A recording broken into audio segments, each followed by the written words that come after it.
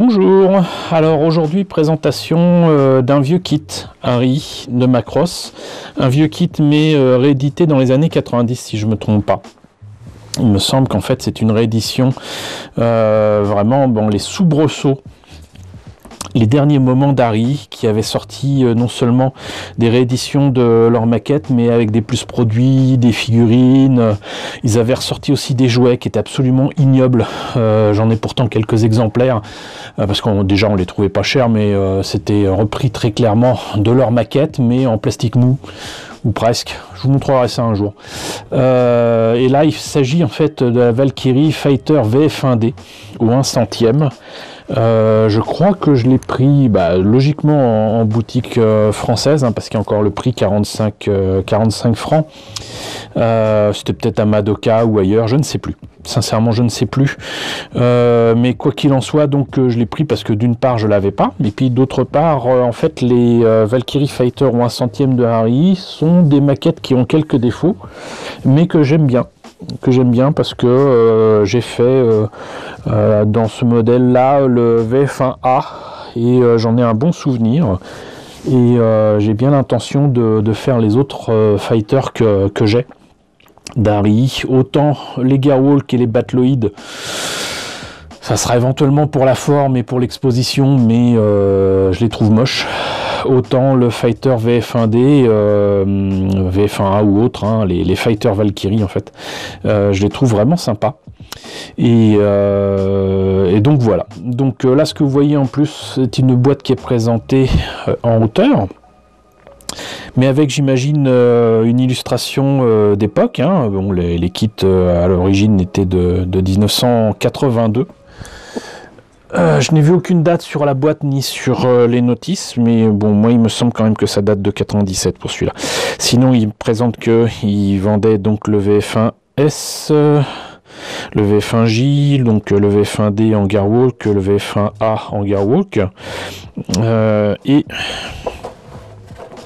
pas de photos du modèle monté peint. Par contre, des images du VF1D tel qu'on le voit dans la série, et vous allez voir que c'est là que le bas blesse, mais on va voir ça tout de suite en ouvrant la boîte.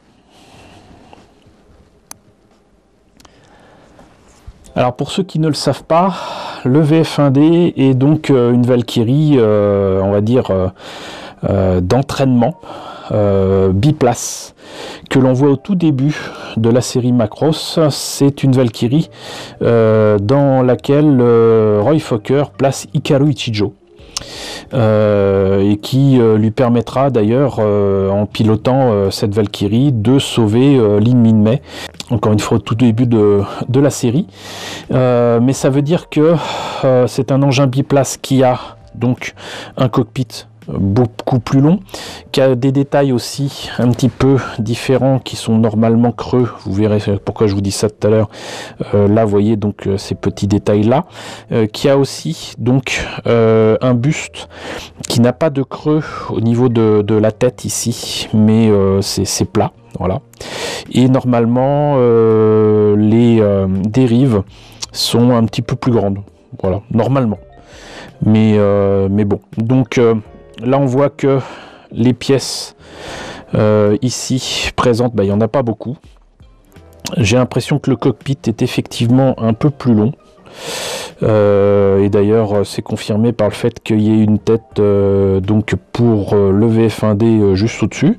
Par contre, vous voyez qu'ils n'ont pas changé du tout les détails ici au niveau et du buste et donc de la carlingue. Les détails en creux vont être remplacés par des décalcomanies, et vous voyez que même au niveau de la couleur ici, ils n'ont rien changé. Donc ça, c'est un peu dommage.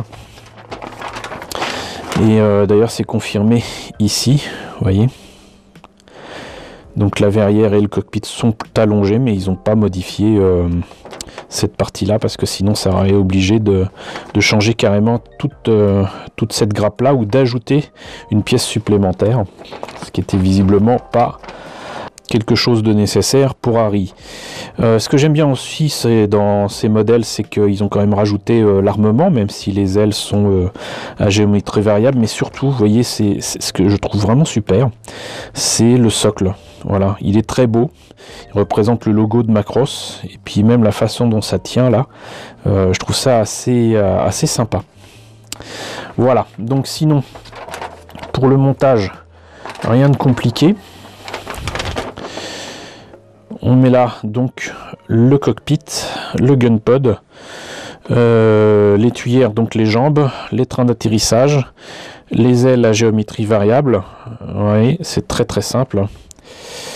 La tête, les panneaux donc des trains, donc l'intérieur des baies de train, c'est pas creux. L'armement, le socle, et on en a fini. Voilà. Donc pour ce VF1D, je le trouve moins intéressant que les VF1J, VF1S et VF1A que j'ai. D'ailleurs là, je vous l'ouvre, alors qu'en fait je l'ai acheté il y a presque un quart de siècle. Mais comme j'ai l'intention de le faire, c'est pas grave. Et vous voyez que donc il y a une planche de décalco qui a quand même super mal vieilli. Là, donc la fameuse grappe différente des autres modèles Fighter 1 centième de chez Arri. Et là, donc la verrière. On notera d'ailleurs qu'il n'y a pas de pilote.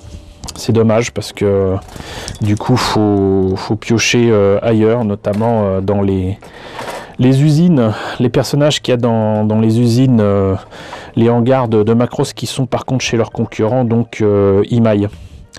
Donc vous voyez, les pièces sont pas si mal, même si le gunpod n'a pas la bonne forme. Mais encore une fois, c'est la nostalgie qui parle. Et puis le socle est vraiment sympa. C'est la nostalgie qui parle parce qu'encore une fois, j'avais eu vraiment une très belle expérience de montage et de peinture sur le VF1A. Je sais plus si je vous l'ai présenté sincèrement. Donc c'était un kit que j'aimais beaucoup, que j'aime toujours autant.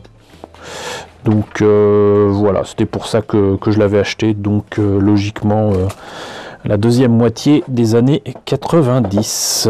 Et ben écoutez, on en a fini avec la présentation donc de ce VF1D Fighter non transformable au 1 centième d'Arri.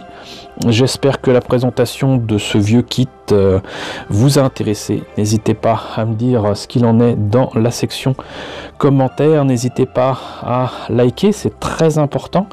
Encore une fois, il n'y a que 10% d'entre vous, à chaque vue, je regarde, il n'y a que 10% des vues qui obtiennent des likes. Donc n'hésitez pas à y penser, n'hésitez pas à partager, n'hésitez pas à vous abonner si ce n'est pas déjà le cas. Coucou aux nombreux abonnés qui nous ont rejoints ces derniers temps, bienvenue ici. Coucou aux grands anciens qui me suivent depuis 5 ans. Merci à tous de votre fidélité, merci à tous de votre soutien sur Tipeee et sur Paypal. Surtout prenez soin de vous, surtout en ce moment. Je vous laisse avec la liste des contributeurs de la chaîne et je vous dis à très bientôt, je l'espère, pour la présentation d'un vieux kit Macross.